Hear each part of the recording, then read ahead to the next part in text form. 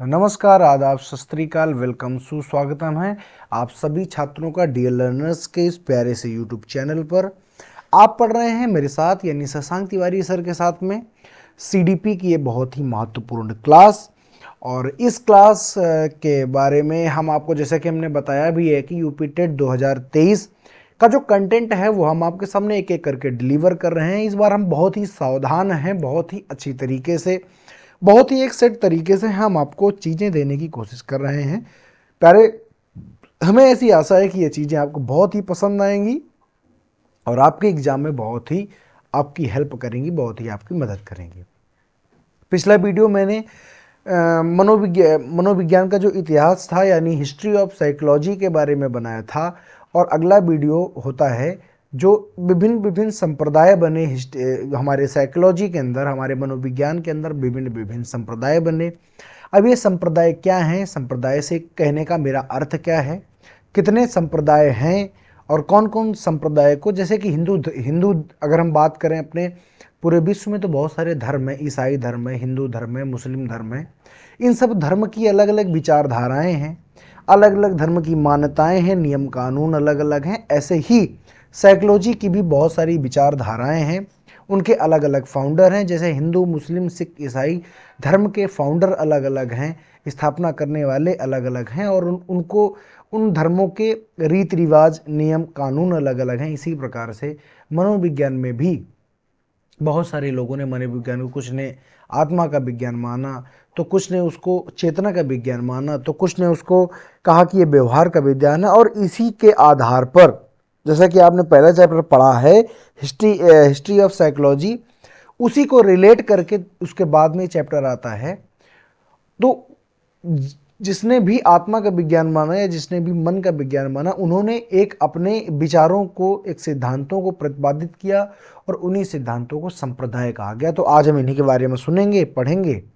उसके बाद में कल जो क्लास होगी उस पर आप हिस्ट्री ऑफ साइकोलॉजी और आप कहेंगे स्कूल ऑफ साइकोलॉजी के क्वेश्चंस के बारे में पढ़ेंगे। हम इस बार एक ऑर्डर ये बना रहे हैं कि आपको क्लासेस देते जाएं और जैसे ही वो क्लास क्लोज हो जाएं उसके तुरंत बाद उसकी प्रैक्टिस करा दी जाए, ताकि आपका ये जो ज्ञान है बहुत ही स्थायी हो जाए। तो हम चलेंगे आज की इस क्लास में। हमारे साथ में जितने भी हमारे नए बंधु जुड़े हैं, हम उन सभी का बहुत बहुत स्वागत करते हैं। और ये सोशल मीडिया साइट्स रहे डियर लर्नर्स की, यहाँ पर जुड़ करके आप बहुत सारी मूल्यवान चीज़ों को प्राप्त कर सकते हैं। आप स्क्रीन पर देख पा रहे होंगे कि यहाँ पर जो आज का जो टॉपिक है मनोविज्ञान के संप्रदाय, स्कूल ऑफ साइकोलॉजी, किस प्रकार से उसको मैंने प्रदर्शित करने की कोशिश की है देखिए। और देखने के बाद में आप लुत्फ उठाइए और अपनी पढ़ाई को आगे की तरफ लेकर के चलिए। देखिए, आप देख पा रहे होंगे लिखा है कि मनोविज्ञान के संप्रदाय। देखिए, अगर हम बात करते हैं संप्रदाय की, तो संप्रदाय का मतलब, अगर हम जनरली बात करें तो संप्रदाय का मतलब होता है धर्म या एक विचारधारा जो जो कुछ व्यक्तियों के द्वारा चलाई गई होती है और बाद में जब उसको विस्तारित रूप मिल गया तो उसी को धर्म कहा गया, उसी को संप्रदाय कहा गया। लेकिन यहाँ पर धर्म या संप्रदाय की बात ना करके हम मनोविज्ञान के संप्रदाय की बात कर रहे हैं। तो देखो, जैसा कि मैंने कोटेड किया है कि यहाँ संप्रदाय का अर्थ मनोविज्ञान के क्षेत्र में कार्य करने वाले व्यक्तियों का संगठित समुदाय और उनके चिंतन और विचार करने की विधि से है।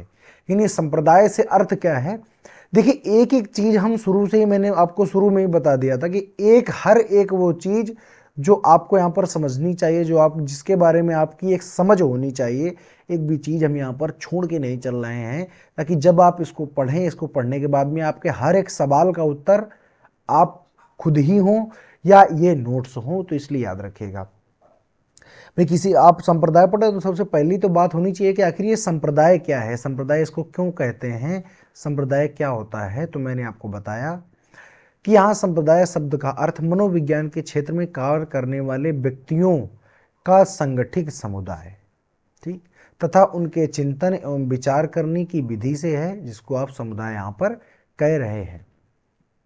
ओके, शिक्षा मनोविज्ञान का प्रमुख उद्देश्य। अब देखो, आपसे पूछा जाता है, प्रश्न आता है कि शिक्षा मनोविज्ञान का प्रमुख उद्देश्य क्या होता है। देखो, लिखा गया है कि बालक का सर्वांगीण विकास करना यानी होलिस्टिक डेवलपमेंट। क्या इंग्लिश वाले भी सुनते हैं, यानी कि होलिस्टिक डेवलपमेंट ऑफ चाइल्ड। अगर पूछा जाए what is the motto of educational psychology, तो आप कहेंगे उसका क्या होता है मोटो, तो आप कहोगे मोटो होता है बालक का सर्वांगीण विकास, यानी holistic development of a child. Okay, तो बालक के सर्वांगीण विकास में सहायता प्रदान करना है। मनोविज्ञान के संप्रदाय मानव मन का अपने अपने दृष्टिकोण से समझने का प्रयत्न करते हैं। अब अपने अपने दृष्टिकोण क्यों लिखा है, क्योंकि मैंने अभी भी बताया ना कि कई सारे अब संप्रदाय के बारे में आप पढ़ रहे हैं, स्कूल ऑफ साइकोलॉजी के बारे में पढ़ रहे हैं, यानी कई सारे संप्रदाय होते होंगे, जैसे हमारे यहाँ हिंदू मुस्लिम सिख ईसाई जैन पारसी बौद्ध, ऐसे यहाँ पर भी रचनावाद, प्रकारवाद, ठीक है, व्यवहारवाद, तो बहुत सारे संप्रदाय भी आप आगे पढ़ेंगे, उनके बारे में हम जानेंगे। तो एक प्रश्न आपका यहां से तैयार होता है ये कि शिक्षा मनोविज्ञान का प्रमुख उद्देश्य क्या है, बालक का सर्वांगीण विकास करना। ये बड़ा गहरा प्रश्न है, आप इसको थोड़ा सा यहां पर ध्यान देते हुए चलेंगे और आगे हम चलेंगे। आज के पहले हम वाद पर चलेंगे, या आप कहोगे पहले संप्रदाय पर हम चलेंगे। देखिए, अगर हम बात करें अगर हम पहले की हम बात करें, हम शुरुआत में चलते हैं। जैसा कि आप यहाँ पर देख पा रहे हैं, लिखा हुआ है संरचनावाद। क्या लिखा हुआ है? संरचनावाद। तो अगर सबसे पहले संप्रदाय की हम बात करें तो इसको कहते हैं हम संरचनावाद या स्ट्रक्चरलिज्म। ठीक है, स्ट्रक्चर और एलिज्म से जोड़ दिया गया है, तो इससे बनता है वाद या संप्रदाय। चाहे इसको संरचनावाद संप्रदाय कहिए, चाहे इसको संरचनावाद कहिए। अब संरचनावाद ये सबसे पहला संप्रदाय है, या आप कहेंगे सबसे पहला स्कूल ऑफ साइकोलॉजी है। ये स्थापित कैसे होता है? तो आपको याद होगा, मैंने पढ़ाते वक्त आपको एक बात आप मेरी बातों को बहुत ही ध्यान से सुनिएगा। मैंने पढ़ाते वक्त आपको एक बात ये बताई थी कि विश्व में जब मनोविज्ञान एक स्वतंत्र शाखा के रूप में अलग हुई, तब हमारे एक मनोवैज्ञानिक हुए जिनका नाम था विलियम वुंट। इन्होंने जर्मनी के लिप्जिंग शहर में मनोविज्ञान की पहली प्रयोगशाला की स्थापना की, और वहीं से ये विचारधारा निकली कि बताइए कि मतलब एक वहां पर इन्होंने एक अपने विचार बनाए, अपने एक सिद्धांत बनाए, और उसी को संरचनावाद कहा जाता है। तो अगर कहा जाए संरचनावादी विचारधारा के जनक कौन है, तो आप कहोगे विलियम वुंट है। और संरचनावादी के जनक कौन? देखो, संरचनावादी विचारधारा को दिया विलियम वुंट ने, लेकिन अगर वाकई में बात किया जाए तो विलियम वुंट के शिष्य हुए ईबी टिचनर। टिचनर कौन है? तो आप कहोगे कि विलियम वुंट के कौन है ये?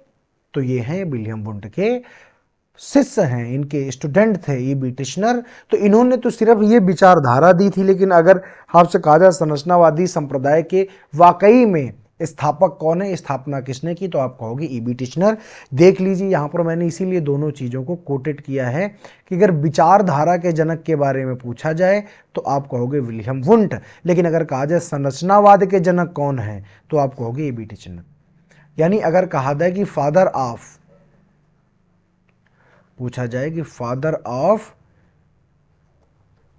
स्ट्रक्चरलिज्म, अगर पूछा जाए कि फादर ऑफ, तो आप क्या बताओगे? तब आप बताओगे ईबी टिचनर। किसको बताओगे? EB Titchener. लेकिन अगर कहा जाए कि थॉट किसने दिया था, विचारधारा किसने दी थी, हालांकि पूछा यही जाता है लेकिन एक आध बार पूछा गया है, तो आप याद रखिएगा। अब मान लीजिए आप कहिए कि सर जी संरचनावाद के जनक पूछा गया, लेकिन ईबी टिचनर का नाम वहां पर था ही नहीं। जब कभी ऑप्शन पर ईबी टिचनर का नाम ना मिले, तब आप विलियम वुंट का नाम सही करेंगे, और ये बिल्कुल बिल्कुल सही रहेगा। यानी अगर संरचनावाद के जनक के तौर पर ईबी टिचनर का अगर नाम है, तो आप विलियम वुंट का नाम सही नहीं करेंगे। लेकिन अगर ईबी टिचनर का नाम नहीं मिलता है, तो विलियम वुंट बिल्कुल सही हो जाएंगे। ये बात आप अपने रजिस्टर के ऊपर लिख लीजिएगा, ताकि ये बात आपको लॉन्ग टर्म तक याद रहनी चाहिए। इसके बाद इन्होंने क्या किया? इन्होंने एक अंतः निरीक्षण, ये जो संरचनावाद है इसको अंतः निरीक्षणवाद यानी इंट्रोस्पेक्शनिज्म भी कहते हैं, या इसे अस्तित्ववाद भी कहा जाता है। तो अगर बात की जाए कि भैया इसकी स्थापना कहाँ की थी, तो ईबी टिचनर ने 1892 में इसकी स्थापना कार्नेल विश्वविद्यालय में की थी, प्रारंभ किया था। तो हालांकि ये तो एक एडिशनल जानकारी है ताकि यहाँ पर टॉपिक आप समझ पाएं। याद रखिएगा, आपसे प्रश्न पूछा जाएगा कि संरचनावाद के जनक कौन है, तो कहोगे ईबी टिचनर। अगर ईबी टिचनर ना दिया हुआ तो सही करोगे विलियम वुंट। ऐसा मैं क्यों कह रहा हूं? क्योंकि संरचनावादी विचारधारा को देने वाले थे विलियम वुंट, लेकिन वाकई में अगर हम बात करें कि संरचनावाद की स्थापना किसने की, तो फिर आप कहेंगे वाकई में स्थापना करने वाले हमारे ईबी टिचनर साहब रहे हैं। ठीक, आगे सुनिए। टिचनर ने क्या किया कि टिचनर ने मन एवं चेतना में अंतर किया, दोनों में अंतर बताया कि मन क्या है और चेतना क्या है। आप सभी जानते हैं कि अगर हम विलियम बुंट और ईबी टिचनर की बात करें तो ये चेतना को ध्यान देते थे, यानी अगर हम कल की क्लास की या अगले समय की क्लास की बात करें तो वहाँ पर जब मैंने आपको पढ़ाया था कि मनोविज्ञान को साइंस ऑफ कॉन्शियसनेस या चेतना का विज्ञान किसने माना, तो वहाँ पर विलियम वुंट का नाम सबसे पहले था और उसके बाद चूंकि इनके शिष्य रहे ईबी टिचनर तो इनका भी नाम था। तो इन्होंने मन और चेतना के में क्या किया, इन्होंने अंतर स्थापित किया और फिर चेतना को बताया कि चेतना क्या है। इन्होंने कहा कि चेतना के 3 तत्व होते हैं, एक तो होता है संवेदनशील, एक होता है भाव, एक होता है प्रतिमा। ये आप कह सकते हो संवेदना, भाव और प्रतिमा, यानी सेंसेशन, फीलिंग और अफेक्शन और इमेज। ये 3 भाग बताए किसने, संरचनावाद में किसने बताया, ईबी टिचनर ने बताया। कुल मिला के बात अब तक आप समझ गए होंगे कि संरचनावाद की विचारधारा तो देने वाले विलियम बुंट थे, लेकिन स्थापना की थी ईबी टिचनर ने। तो यानी पूरी जो नेतागिरी है, पूरी जो दादागिरी है, वो केवल और केवल किसकी चलने वाली है, ईबी टिचनर की चलने वाली है, क्योंकि आदमी शाश्वत तो होता नहीं है। विलियम बुंट विचारधारा दे करके मर गए और उसके बाद में ईबी टिचनर इस विचारधारा को आगे चलाते चले गए। ठीक, आगे सुनिए। अब चूंकि शुरू में देखो मैंने शुरू में एक आपको बताई थी कि इसी ये जो वाद है जिसको संरचनावाद कहते हो, इसी को अंतःनिरीक्षणवाद भी कहते हैं और अस्तित्ववाद भी कहते हैं। क्यों कहते हैं, क्योंकि इस समय अंतःनिरीक्षण विधि जिसको कहते हो इंट्रोस्पेक्टिव मेथड या इंट्रोस्पेक्शन मेथड मनोविज्ञान की प्रमुख विधि रही। यानी आपको अगर किसी के बारे में जानना है तो आप इंट्रोस्पेक्शन यानी उससे कहिए कि आप अपने बारे में खुद जानिए, खुद जानो अपने बारे में। भाई इंट्रोस्पेक्शन का मतलब क्या है कि खुद को समझो खुद के द्वारा। तो इस विधि की चूंकि बाहुल्य रहा उस समय, इसीलिए इसको अंतःनिरीक्षण विधि भी कहते हैं। अगर आपसे सार में हम कहें कि बताइए आपसे क्या क्या पूछा जाएगा, तो आप कहोगे, हम आपको बताते हैं, आपसे पूछा जाएगा कि संरचनावाद के संस्थापक कौन थे, तो कहोगे ईबी टिचनर। अगर उदाहरण में ना हो, ऑप्शन में ना हो, तो विलियम बुंट बिल्कुल सही है। इसको अंतःनिरीक्षणवाद कहते हैं या अस्तित्ववाद कहते हैं, ये भी बात याद करनी बहुत जरूरी है। इस समय मनोविज्ञान को क्या माना गया, तो इस समय मनोविज्ञान को क्या माना गया, तो आप कहोगे इस समय पहले भैया मनोविज्ञान को माना गया चेतना का विज्ञान। यानी ये वही समय है जब मनोविज्ञान को चेतना का विज्ञान माना जाता था, क्योंकि 19वीं सदी में माना जाता था। और अगर तुमसे पूछे बताओ 19वीं सदी कब से चलेगी, तो आप कहोगे सर जी 1801 से लेकर के 1900 जब तक नहीं आ जाएगा। जैसे आज कितनी चल रही, तो आप कहोगे 21वीं सदी चल रही है। लेकिन सन कितने चलते हैं, 2018, 2019, 2022। यानी जब 21वीं सदी चलेगी तो 2000 से सन हो गए, जब 22वीं चलेगी तो यानी पहली सदी कब चली होगी, जब 1, 2, 3, 4 ऐसे हुआ होगा, ऐसे 19वीं सदी। तो मैंने आपको कल की देखो, कल की वीडियो और आज की जो वीडियो है बहुत ज़्यादा इंटर रिलेटेड है। तो इसीलिए ईबी टिचनर हमने कहा था चेतना का विज्ञान माना गया 19वीं सदी में, और देखो 1892 है, 19वीं सदी का आखिर है, लेकिन है तो 19वीं सदी ना, आप कहोगे बिल्कुल। तो यानी इस समय अगर कहा जाए कि मनोविज्ञान को क्या माना जाता था, तो इस समय मनोविज्ञान को प्यारे भैया चेतना का विज्ञान माना जाता था। क्या माना जाता था, तो आप कहोगे इस समय मनोविज्ञान को चेतना का विज्ञान माना जाता था।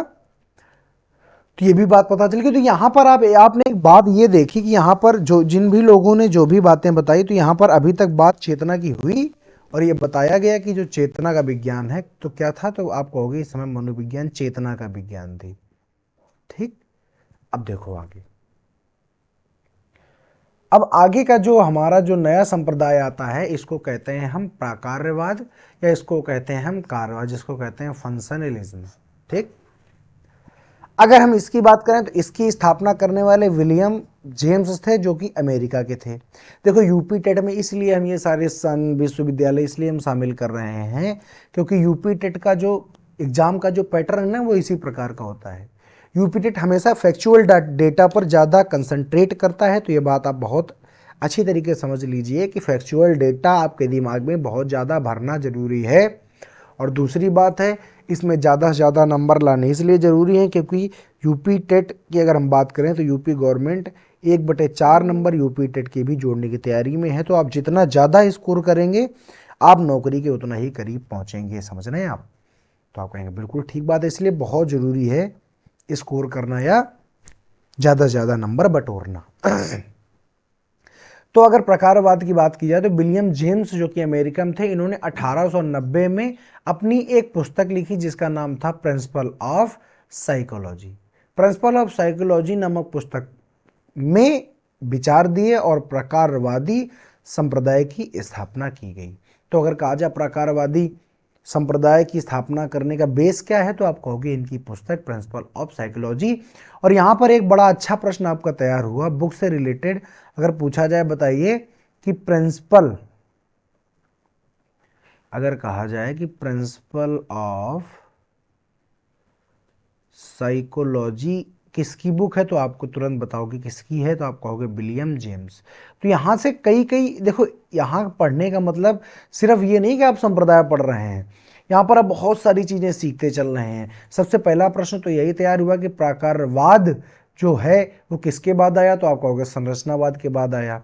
स्थापना किसने की, विलियम जेम्स ने की। कब की, तो 1890 में इनकी पुस्तक आई थी, 1890 में पुस्तक आई और उसी के द्वारा स्थापना की गई। औपचारिक स्थापना किसने की, तो औपचारिक स्थापना की जॉन डीवी ने और रोनाल्डो एंजल्स ने, या कम से कम जॉन डीवी का नाम याद रखना, बड़ा ही महत्वपूर्ण नाम है। अगर कभी लर्निंग बाय डूइंग की बात आए, किसने ये विचारधारा दी, तो आप कहोगे, क्योंकि जो यहाँ पर देखो प्रकारवाद या कार्यवाद है, तो प्रकारवाद या कार्यवाद पूरे उसमें यही चर्चा करेगा कि कैसे करना है, यानी पूरे उसमें डूइंग की बात होगी, करने की बात होगी, कर्म कैसे करना है। तो इसीलिए जो डॉन डीवी हैं या जो डॉन डुई हैं, यहाँ पर औपचारिक स्थापना की। चूंकि विलियम जेम्स ने तो अपनी किताब में ऐसा लिखा और बाद में उसी को बेस बनाया गया। तो लेकिन अगर जनक की बात की जाए तो विलियम जेम्स हैं, लेकिन औपचारिक रूप से स्थापना किसने की, तो जॉन डीवी ने की। ठीक, इस संप्रदाय में चेतना क्यों और कैसे कार्य करती है, इस बात पर विशेष बल दिया गया।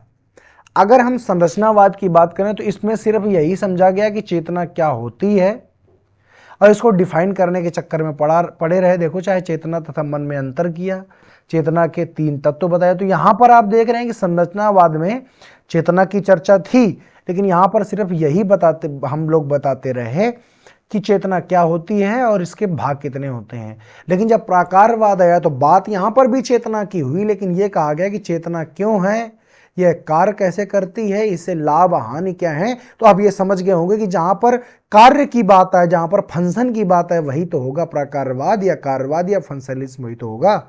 आपको बिल्कुल ठीक बात है। यानी उसमें और इसमें देखो दोनों समकालीन है। ये 1890 है, वो 1892, यानी दोनों लगभग समकालीन है। इस समय अगर हम बात करें तो इस समय मनोविज्ञान को चेतना का विज्ञान माना जाता था।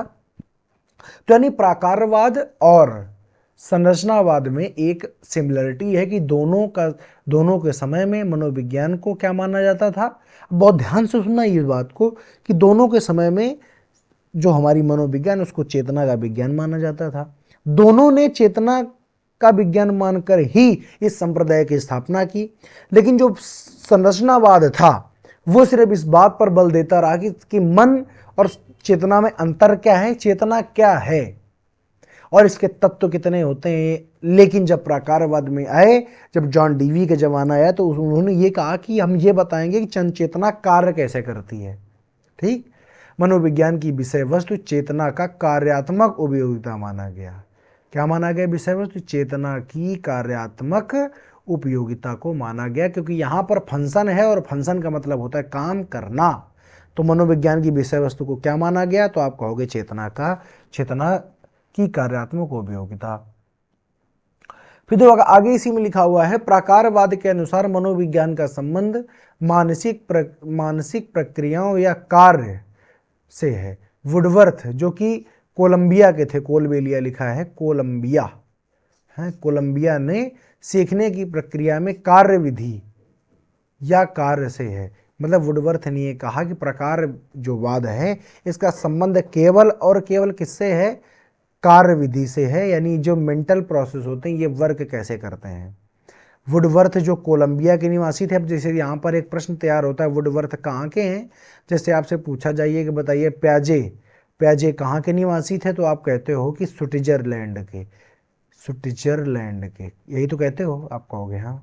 अगर आपसे पूछा जाए कि बताइए वुडवर्थ कहाँ के थे, तो आपको यहाँ पर 2-3 प्रश्न हर बार तो कहाँ के थे, तो आप कहोगे कोलंबिया के थे। ठीक है, आगे आओ। तो वुडवर्थ कोलंबिया सीखने की प्रक्रिया में मानसिक प्रक्रियाएं माना है। सीखने की प्रक्रिया क्या है? तो इन्होंने कहा है कि जो सीखा जाता है, learning is a mental process. Woodworth का मानना है कि सीखने की जो प्रक्रिया होती है ये एक मानसिक प्रक्रिया होती है तथा सीखने की प्रक्रिया में कार्यविधि व चालक को महत्व दिया जाता है, यानी मैकेनिज्म और चालक को महत्व दिया जाता है। इस संप्रदाय में अधिगम प्रक्रिया में पाठ्यक्रम की विषय वस्तु, शिक्षण विधियां तथा मापन प्रक्रिया पर बल दिया गया।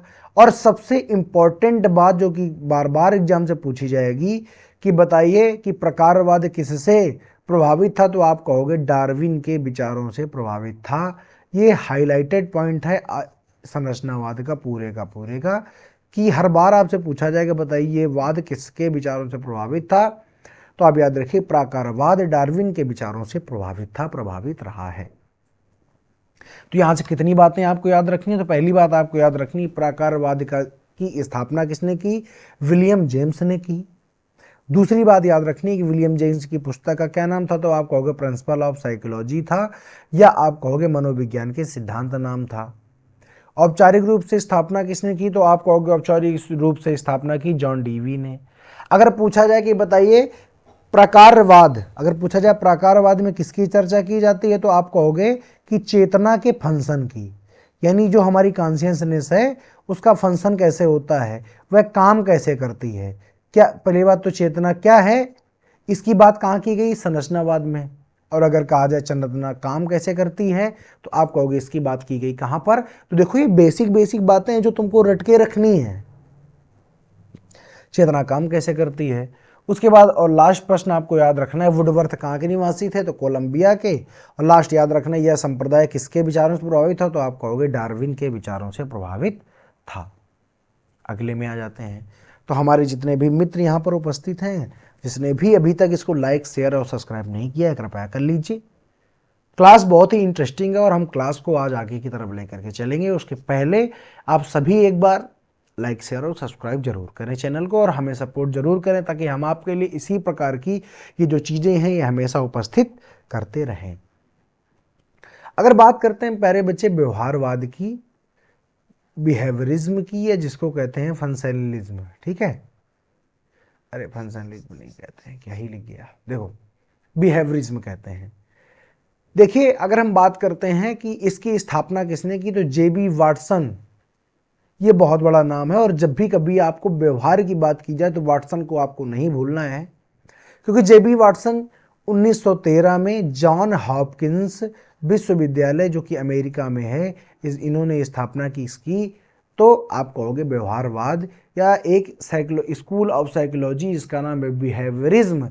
इसका फाउंडेशन किया कहाँ पर, तो आपको जॉन हॉपकिंस विश्वविद्यालय अमेरिका में की। किसने की, तो जेबी वाटसन ने की। तो सबसे पहला प्रश्न, मोस्ट इंपॉर्टेंट प्रश्न, परीक्षा में 1000 बार पूछा गया प्रश्न, बहुत ही प्यारा, हमेशा याद रखना है।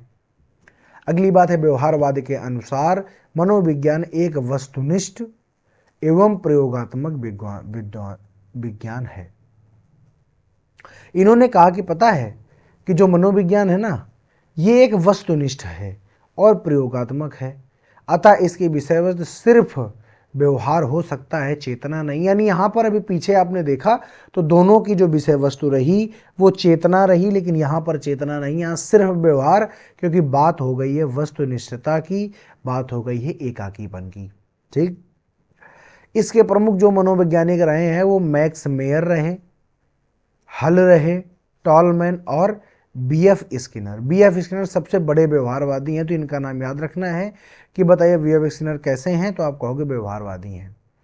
वाटसन ने क्या किया, अंतःनिरीक्षण विधि को निरस्त किया, अस्वीकार किया, और इसकी जगह पर इन्होंने 4 प्रकार की विधियों का प्रतिपादन किया है। किसने, तो आप कहोगे किसने प्रतिपादन किया, तो जेबी वाटसन ने किया। वो 4 प्रकार की मनोविज्ञान की विधियां कौन सी हैं, तो पहले का नाम है प्रेक्षण, पहले का क्या नाम है, आप कहोगे प्रेक्षण, उसके बाद में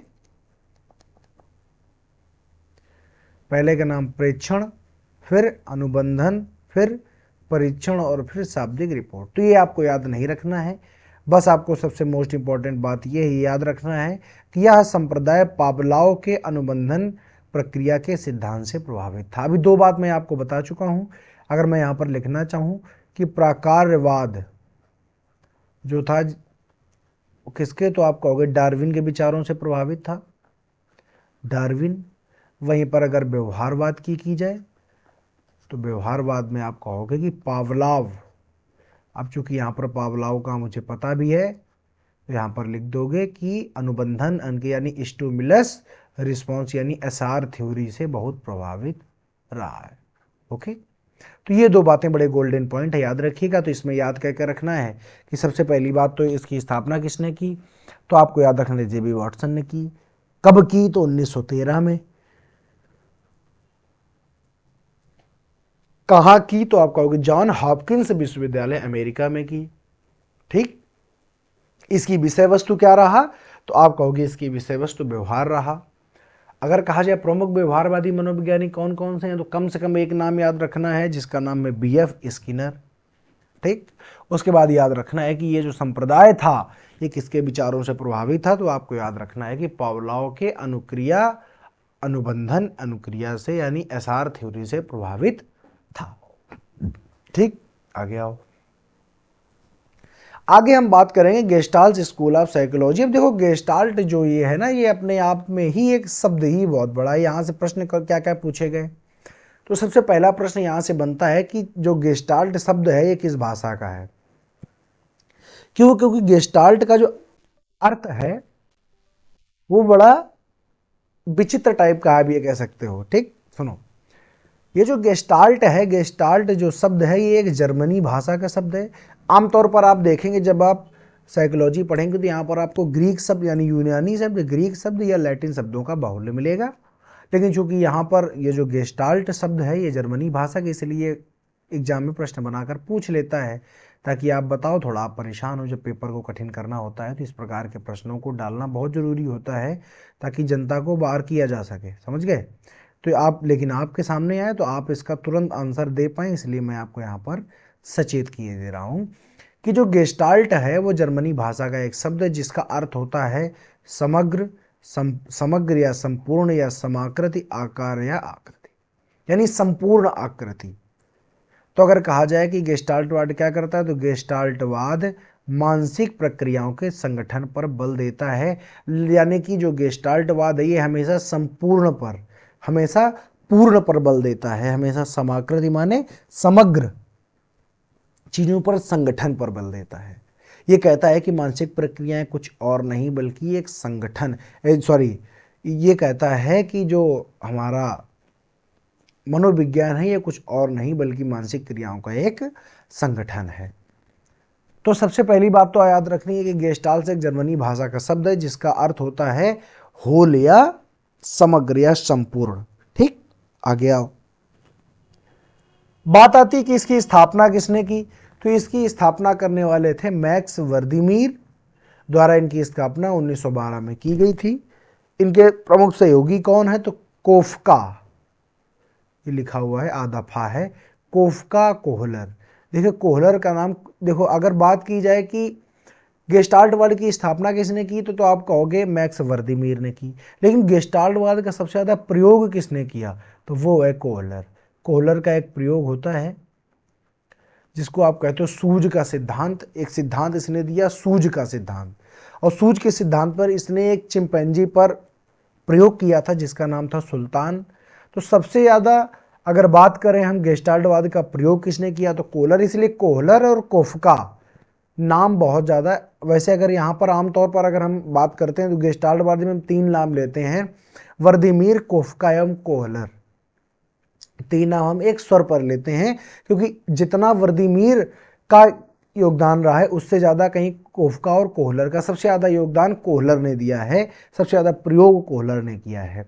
ठीक है, क्योंकि इसी ने ही एक सिद्धांत प्रतिपादित किया जिसको कहते हैं सूझ का सिद्धांत। तो इसने सूझ के सिद्धांत के बारे में बहुत सारी बातें बताई थी, आदमी कैसे सोचता है, सूझ क्या होती है, सारी बातें इसने बताई थी। तो अगर बात करें हम मैक्स वर्दीमीर द्वारा 1912 में स्थापित, कोफका और कोहलर इनके सह संस्थापक थे, और ये बहुत ही इंपॉर्टेंट है, इनको मत भूलिएगा। एक बार आप वर्दीमीर को भूलेंगे चलेगा, पर कोहलर और कोफका को मत भूलिएगा। लिखा गेस्टाल्टवाद के अनुसार मनोविज्ञान मानसिक क्रियाओं के संगठन का विज्ञान है। बिल्कुल सही बात है, मैंने अभी भी आपसे कहा कि मनोविज्ञान क्या है, मानसिक क्रियाओं के संगठन का विज्ञान है। गेस्टाल्टवाद प्रत्यक्षीकरण अनुभवों के संगठन पर बल देता है। गेस्टाल्टवाद पूर्ण से अंश की ओर, चूंकि ये पूर्णता पर निर्भर है ना, अभी मैंने कहा ना कि गेस्टाल्ट का अर्थ होता है होल, पूरा, समग्र, तो ये पूर्ण से अंश की यानी होल टू पार्ट चलता है, पर बल देता है। ठीक है, तो 3-4 बातें याद रखनी है। सबसे पहली बात याद रखनी है कि जो गेस्टाल्ट शब्द है किस भाषा का है, तो जर्मन भाषा का है। इसका अर्थ क्या होता है, इसका अर्थ होता है संपूर्ण, समग्र, समाकृत यानी होल। तो बताइए कहां से पार्ट टू होल चलेगा कि होल टू पार्ट चलेगा, तो आप कहोगे पूर्ण से अंश की ओर चलेगा, यानी होल टू पार्ट चलता है। गेस्टाल्टवादी कहते हैं कि जो मनोविज्ञान है मानसिक क्रियाओं का संगठन। आपसे हूबहू यही प्रश्न पूछा गया है कि वह कौन सा स्कूल है या वह कौन सा संप्रदाय है जो ये मानता है कि मनोविज्ञान मानसिक क्रियाओं का संगठन है। तो जब भी कभी संगठन की बात आए, जब भी कभी समग्र पूर्णता की बात आए, तो आप तुरंत बताओगे कि ये क्या है, आप तुरंत कहोगे गेस्टाल्टवाद है ना। और इसकी स्थापना किसने की, तो मैक्स वर्दीमीर ने की, 1912 में की। और मैक्स वर्दीमीर के सह संस्थापक कौन थे, तो आप कहोगे कोफका व कोहलर थे।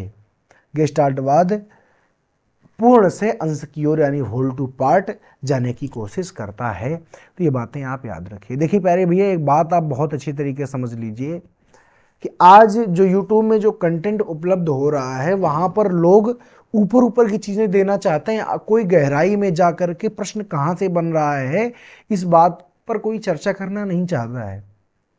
लेकिन हम यहाँ पर चर्चा इसलिए आपसे कर रहे हैं ताकि कहीं ना कहीं आप, क्योंकि इस बार आप जितने ज़्यादा से ज़्यादा मार्क्स करेंगे उतना ही आप अपने आप को सफल पाएंगे।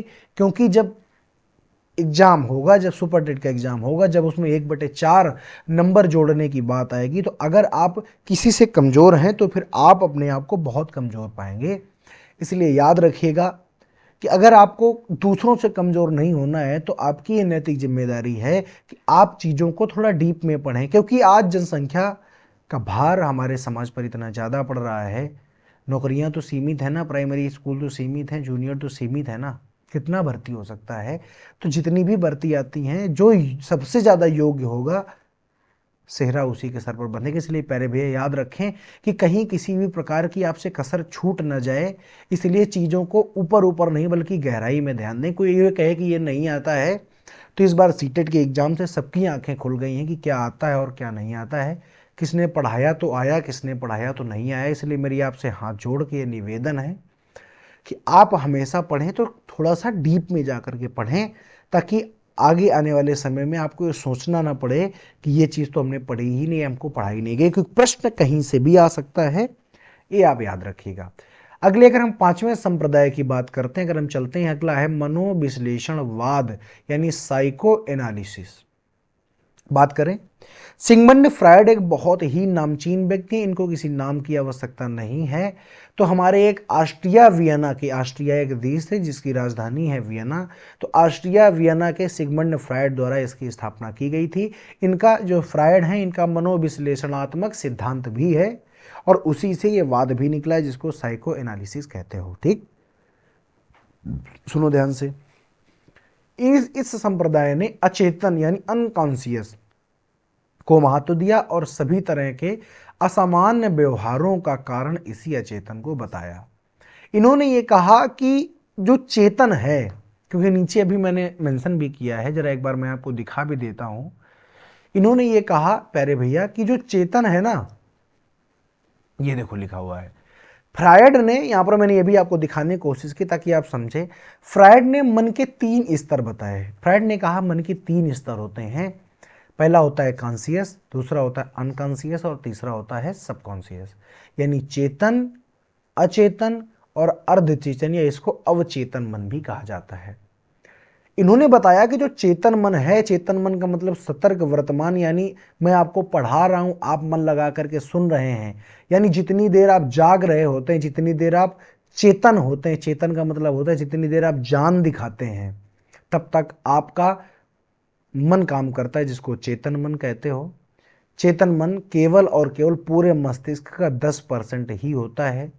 बाकी अगर हम बात करें अचेतन मन की, तो अचेतन मन पूरे उसका 90%, यानी अगर आप सो भी गए हैं, आपको नींद आ गई है, तब भी आपके मन का जो दूसरा भाग होता है, जिसको आप अचेतन मन कहते हो, वो काम कर रहा होता है। यानी आप सो जाते हैं, आपका दिमाग नहीं सोता है, इसीलिए आपको स्वप्न दिखाई देते, नहीं तो आप तो सो गए ना, आप चेतन तो है नहीं, चेतना में तो है नहीं। आदमी जब बेहोश होता है तो अचेतन हो जाता है, आपने सुना होगा। यानी आप सो जाते हैं तब भी आपके दिमाग का एक भाग काम करता है, जिसको अचेतन कहते हैं। तो सर जी अर्धचेतन क्या है और चेतन क्या है, सबकॉन्शियस क्या है? तो और चेतन और अर्धचेतन की बीच की स्थिति को हम अर्धचेतन या अवचेतन कहते हैं। तो यहाँ पर अचेतन की बात इसलिए करते हैं क्योंकि फ्रायड कहते हैं कि दिमाग का सबसे बड़ा भाग तो हमारा अचेतन होता है, और इसकी कोई बात करने के लिए तैयार ही नहीं है कि नहीं?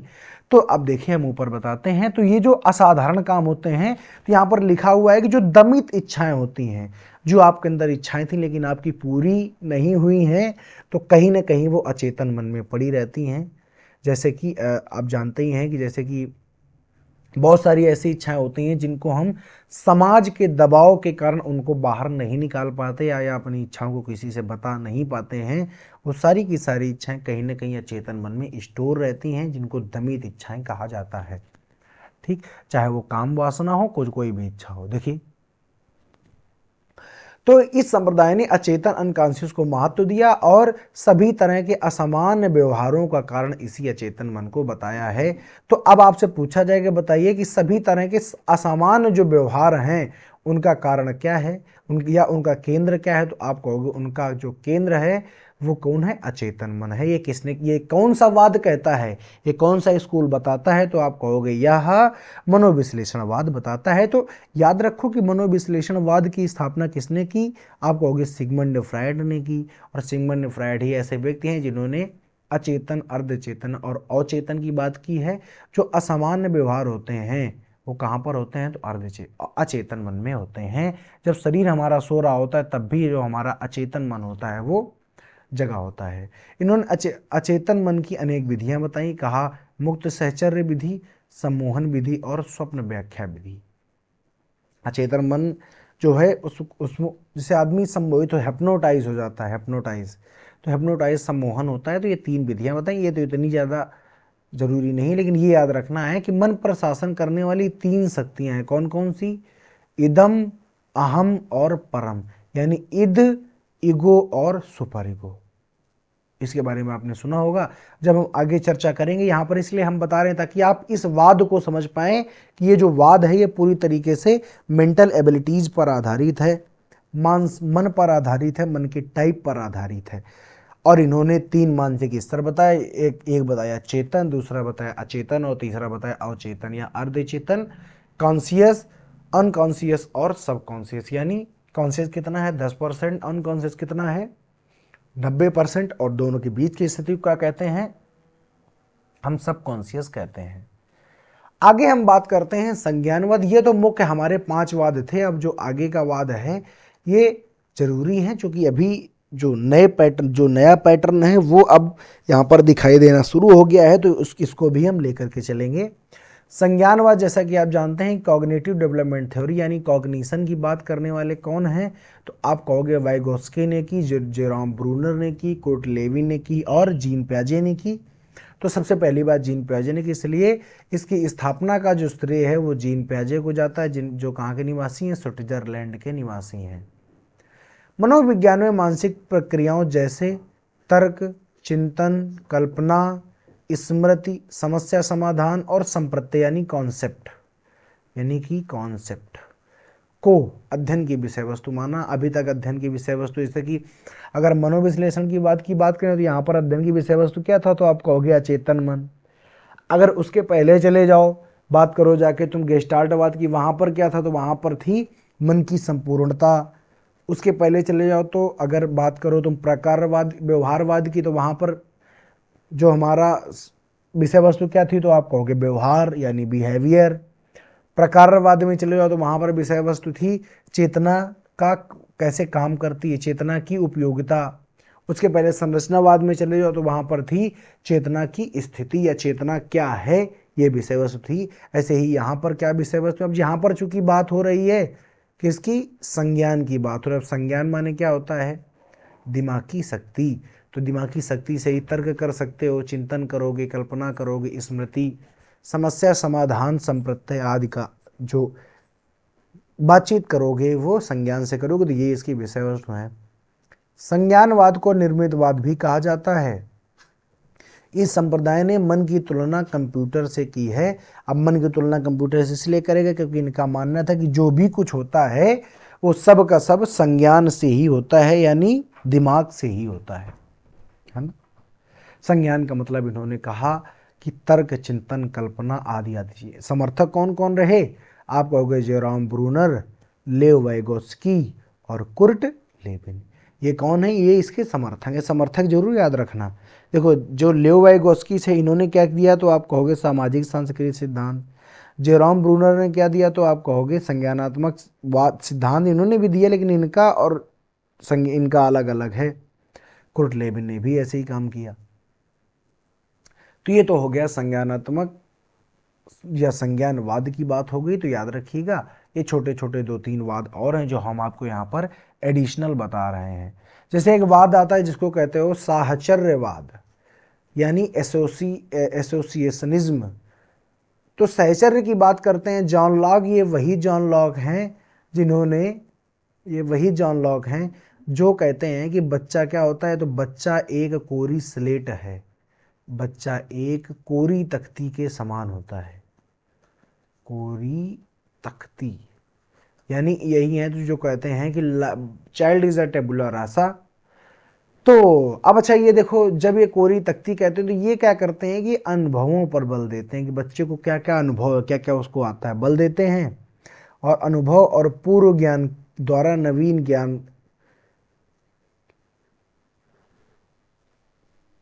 ज्ञान के साथ सहचर्य बनाते हैं जिससे हम सीखते हैं। तो ये बात उसकी करते हैं। ये सहचर्य का मतलब ये होता है प्यारे भैया कि जैसे कोई भी चीज, आपको मान लीजिए आपने कोई 4 पैर वाला जानवर देखा और बच्चे ने पिताजी से पूछा ये क्या है, तो पिताजी ने कहा कि ये काऊ है यानी गाय है। अब जब वो भैंस को भी देखेगा, घोड़े को भी देखेगा, जितने भी वो 4 पैर वाले जानवरों को देखेगा तो उसको तो यही लगेगा ना कि ये काऊ है, लेकिन सब थोड़ी ना काऊ होती हैं। तो वही बात है। तो पूर्व ज्ञान या पूर्व के जो अनुभव होते हैं उसको नवीन ज्ञान के साथ में जोड़ करके, सहचर्य का मतलब होता है जोड़ना, उसके बीच में एक क्या करना, एक सामंजस्य को बिठाना ही क्या कहलाता है, सहचर्य कहलाता है, जिसे हम सीख पाते हैं। ठीक है, आप कहोगे बिल्कुल ठीक बात है। तो ये हो गया। अब अगला है हमारा मानवतावाद। मानवतावाद क्या है, तो मानवतावाद के संस्थापक कौन है, तो आप कहोगे इसके संस्थापक हैं अब्राहम मैस्लो। कौन है, अब्राहम मास्लो इसके संस्थापक हैं। मानव की स्वतंत्रता व आत्म अनुभूति को इन्होंने ज्यादा बल दिया है। और मानव की मौलिक आवश्यकताएं क्या होती हैं, यानी ये आवश्यकताओं पर बल दिया करते थे कि मानव की मौलिक आवश्यकताएं क्या हैं, रोटी, कपड़ा और मकान। और साथ साथ में बहुत सारी मौलिक आवश्यकताएं जैसे मलमूत्र त्याग करना है, भूख है, नींद है, प्यास है, सब मौलिक आवश्यकताओं पर बल दिया है। तो मानवतावाद की अगर बात करें तो अब्राहम मैस्लो हैं। और लास्ट में एक और आता है जो 9वें नंबर पर मैंने लिख रखा है, प्रेरकीय संप्रदाय, जिसको कहते हो आप परपजिज्म। ठीक है, इसके स्थापना किसने की, तो आप कहोगे विलियम मैकडूगल ने की। किसने की, तो विलियम मैकडूगल। इनके संप्रदाय में प्रेरणा, प्रेरक, प्रयोजन मनोविज्ञान का महत्वपूर्ण अंग मानते थे। और इनका मानना था कि प्रत्येक मनुष्य की उपस्थिति में ही व्यवहार करता है। प्रत्येक जो मनुष्य है इसका मानना है कि मनुष्य प्रेरक की उपस्थिति में ही व्यवहार करता है। यानी ये मानता था कि अगर कुछ प्रेरक नहीं है, अगर कोई पर्पज नहीं है तो आदमी काम नहीं करेगा। यानी जैसे कि अगर भूख नहीं लगी है तो खाना नहीं बनाएगा, अगर नौकरी नहीं चाहिए तो पढ़ाई नहीं करेगा। यानी इसका मतलब था कि मनुष्य काम करने के लिए कोई ना कोई प्रेरक जरूरी होता है। तो आज की क्लास को यहीं पर समाप्त करना चाहेंगे। मैंने आपको बहुत सारी चीज़ें यहाँ पर पढ़ाई हैं, तो जिसने जिसने क्लास को पूरा ज्वाइन किया सबका बहुत बहुत आभार है, बहुत बहुत धन्यवाद है। ऐसे ही आप क्लास को ज्वाइन करते रहिए। कल की क्लास में हम आपको कराएंगे इन दोनों चैप्टर्स की प्रैक्टिस। इनकी जो पीडीएफ है आपको free of cost Telegram channel पर आज जब आप वीडियो देख रहे होंगे उसको तुरंत बाद मिल जाएंगी। तो वहाँ से आप पीडीएफ को प्राप्त कर सकते हैं, क्योंकि अभी ये हमारे किसी काम की नहीं है, क्योंकि ये हमने बनवाई तो आपके लिए है, तो आपको हम डिलीवर कर देंगे, तो ये आप आराम से वहाँ से प्राप्त कर लीजिएगा। बाकी जितने भी लोग यहाँ पर देखें सबका एक मौलिक कर्तव्य ये बनता है कि आप अगर किसी से मैटर पढ़ रहे हैं तो आपका एक नैतिक कर्तव्य है कि आप उसका सपोर्ट जरूर करें, आप लाइक करें, शेयर करें। सब्सक्राइब आपने कर रखा होगा ऑलरेडी, लेकिन आप शेयर करके सपोर्ट जरूर करें, ज़्यादा से ज़्यादा बच्चों तक हमें जोड़ें और आप हमारे साथ जुड़ें। देखें अनुभव आपका कैसा होता है। तो आज की इस वीडियो को यहीं पर समाप्त करेंगे, अगली वीडियो में आपसे मिलेंगे। तब तक के लिए जय हिंद, नमस्कार।